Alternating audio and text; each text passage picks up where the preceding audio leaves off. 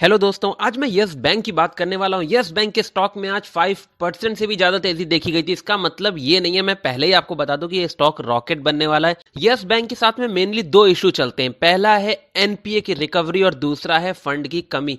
इन दोनों से जुड़ी दोस्तों खबरें आई हैं, जिसके बाद में अगर ये चीजें कंप्लीट होती हैं तो यस बैंक के लिए आगे का रोड मैप बहुत ही शानदार नजर आता है। ये खबर उन लोगों के लिए जानना बहुत ज्यादा इंपॉर्टेंट है जो लोग यस बैंक में ऑलरेडी निवेश करके रखे हुए हैं या फिर जो लोग नया इन्वेस्टमेंट करना चाहते हैं। बहुत से लोगों के सवाल हैं, यस बैंक का स्टॉक कब बढ़ेगा। इस सवाल का जवाब आपको इस वीडियो के अंदर मिल सकता है दोस्तों। तो चलिए शुरू करते हैं इस वीडियो को और जानते हैं कि आपको यस बैंक को लेकर के आप कैसी स्ट्रैटेजी रखनी चाहिए, किस प्लानिंग के साथ में काम करना चाहिए।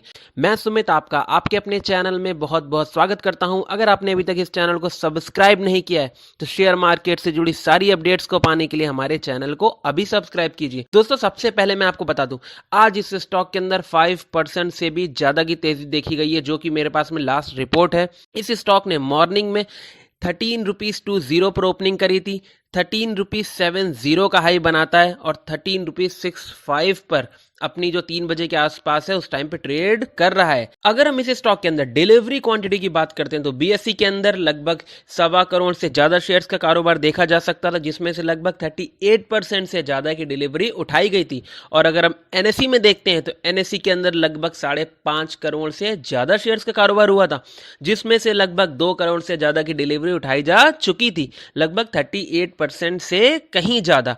तो सबसे पहले मैं आपको फंड से जुड़ी बात बता देता हूं कि फंड रेजिंग के लिए जो प्लान बनाया था उसको बोर्ड ने अप्रूव कर दिया है। लगभग 10,000 करोड़ रुपए की फंड रेजिंग करने वाला है यस बैंक, जिसके लिए 21 दिसंबर को मीटिंग हुई थी। उस मीटिंग में ये चीज अप्रूव कर दी गई है। अब इसको रेस करने के लिए depository receipts, convertible bonds, debentures, warrants, any other equity linked securities through permissible mode subject to necessary approval from share holders.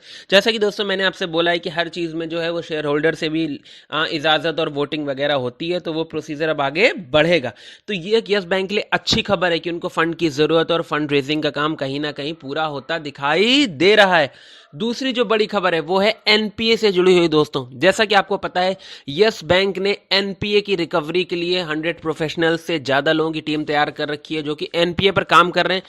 और उन्होंने जो गवर्नमेंट की तरफ से एआरसी का गठन हुआ है उसमें अपना बैड लोन देने से भी मना कर दिया था कि भाई गवर्नमेंट की तरफ अगर हम देंगे तो उस एआरसी में उनका जो पैसा है वो पूरा वापस नहीं आएगा, बहुत ही कम फॉर्म में आएगा। इसलिए उन्होंने भाई उसमें ना देने का फैसला किया था, खुद की एआरसी का गठन करने का फैसला किया था। पहली बार जब उन्होंने एआरसी के गठन के लिए आरबीआई को रिक्वेस्ट की थी तो आरबीआई ने उसको रिजेक्ट कर दिया था कि भाई आपका खुद ही का इतना बैड लोन है, आप कैसे मैनेज करोगे। उसके बाद वो प्लान बी की तरफ मूव हुए थे कि वो खुद की एआरसी जो बनाएंगे उसके लिए वो इन्वेस्टर ढूंढ रहे थे। तो उसमें 11 लोगों ने इंटरेस्ट शो किया था, जिसमें से 3-4 लोगों को शॉर्ट लिस्टेड किया है यस बैंक ने, जिसमें सेरबरस, ऑक्ट्री, जेसी फ्लावर्स शॉर्टलिस्ट किए गए हैं एआरसी के प्लान के लिए दोस्तों। अब इनमें से जिन लोगों के साथ में यस बैंक एआरसी बनाएगा और यस बैंक का बैड लोन उनको ट्रांसफर किया जाएगा, और उसके बाद जब रिकवरी होगी तो यस बैंक का थोड़ा टेंशन और भी ज्यादा कम हो जाएगा और यस बैंक अपना काम बहुत स्मूथली कर पाएगा। तो यस बैंक के साथ जो दो मेनली इश्यूज हैं उन दोनों का जो रिजोल्यूशन मिलता है, इसका असर हमें म्यूचुअल फंड्स में भी दिखाई देता है। म्यूचुअल फंड्स में भी यस बैंक की होल्डिंग्स बढ़ रही हैं। सबसे बड़ा उसका ये प्रूफ है। दो ही इनका मेन इशू है, तो एनपीए को लेकर के अच्छा फैसला हुआ है और फंड रेजिंग के लिए भी। कोई भी बैंक हो, कोई भी कंपनी हो, एक दिन में अच्छा परफॉर्म नहीं करनी लगती है, जैसा कि यस बैंक का पुराना रिकॉर्ड रहा है। 6 महीने के अंदर एक स्टॉक 380 रुपए से 5-6 रुपए पर आ गया, तो उसके पीछे बहुत ही गंभीर, बहुत ही बड़ी वजह रही है। अब उनसे अगर उभरना है इसको तो इसको टाइम लगेगा, लगभग 2 साल लगेंगे दोस्तों, कब ये बैंक थोड़ा अच्छे स्टेबल लेवल पर आ पाएगा। अभी मैं आपको इससे जुड़ी जो म्यूचुअल फंड्स का डेटा है वो भी शो करूंगा। उससे पहले मैं आपको बता दूं कि इस स्टॉक के अंदर आज 5% से ज्यादा की तेजी जो दिखी है, इसका मतलब ये नहीं है अब ये स्टेबल हो गया दोस्तों। इसमें फिर से अप्स एंड डाउन्स लगे रहेंगे। जो डेली ट्रेड करते हैं उनके लिए मैं कुछ इतना खास नहीं कह पाऊंगा, लेकिन जो लोग लॉन्ग टर्म इन्वेस्टर्स हैं उनको बिना टेंशन के इसको होल्ड करके रखना चाहिए। यस बैंक की जब से कंट्रोलिंग एसबीआई ने ली है, यस बैंक को गवर्नमेंट की तरफ से पूरा सपोर्ट मिल रहा है, क्योंकि यस बैंक एक बहुत ही शानदार बैंक था एक टाइम पर। अब हम पहले से जुड़ा कुछ म्यूचुअल फंड्स का डेटा देख लेते हैं। मैं आपको बता दूं, जो इनका नवंबर मंथ का म्यूचुअल फंड्स का डेटा आया है उसमें आईसीआईसीआई प्रू निफ्टी नेक्स्ट 50 जो इंडेक्स इनकी स्कीम है, इसमें लगभग आईसीआईसीआई बैंक का 16 करोड़ से ज़्यादा का इन्वेस्टमेंट है। यूटीआई निफ्टी नेक्स्ट 50 इंडेक्स जो है उसमें 13 करोड़ से ज़्यादा का इन्वेस्टमेंट है। यूटीआई निफ्टी 50 एक्सचेंज ट्रेडेड जो फंड स्कीम है उसमें 5.5 करोड़ से ज़्यादा का इन्वेस्टमेंट है। SBI Nifty next 50 index fund scheme में 3.5 करोड़ से ज़्यादा का इन्वेस्टमेंट है। ऐसे ही एचडीएफसी की Nifty next 50 index fund direct G scheme में 3 करोड़ के लगभग का इन्वेस्टमेंट हो रखा है।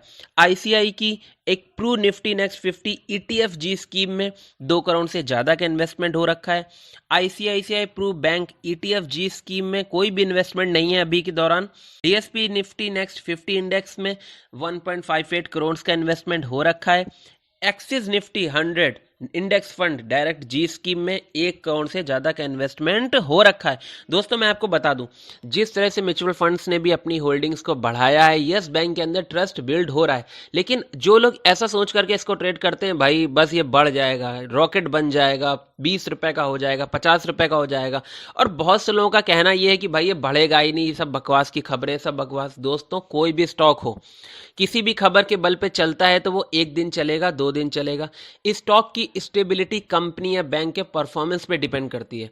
2020 के बाद आप मेरी बात को ना मानिए, आप डेटा को देखिए, यस बैंक के अंदर कौन से फ्रॉड सामने आए हैं, यस बैंक का परफॉर्मेंस में क्या सुधार आया है, उसके हिसाब से इस स्टॉक में इन्वेस्टमेंट करिए। आप यस बैंक की साइट भी ओपन कर सकते हैं, डायरेक्ट गूगल में भी सर्च कर सकते हैं, यस बैंक से जुड़ा क्या स्कैम सामने आया है 2020 के बाद में, यस बैंक का आखिर होना क्या है। आप खुद भी गूगल पे सर्च करके यस बैंक का डेटा देख सकते हैं। यूजेस के बेसिस पे स्टॉक जो है वो 5% अप एंड डाउन कर सकता है, लेकिन लॉन्ग टर्म के नजरिए से आपको कंपनी का, बैंक का परफॉर्मेंस देख करके चलना पड़ता है। मैंने आपको आज की न्यूज के अकॉर्डिंग बताया, यस बैंक का जो आगे स्कोप है, जो भी इश्यूज हैं वो की मेनली मैंने आपको बता दिए, उस पर यस बैंक काम कर रहा है।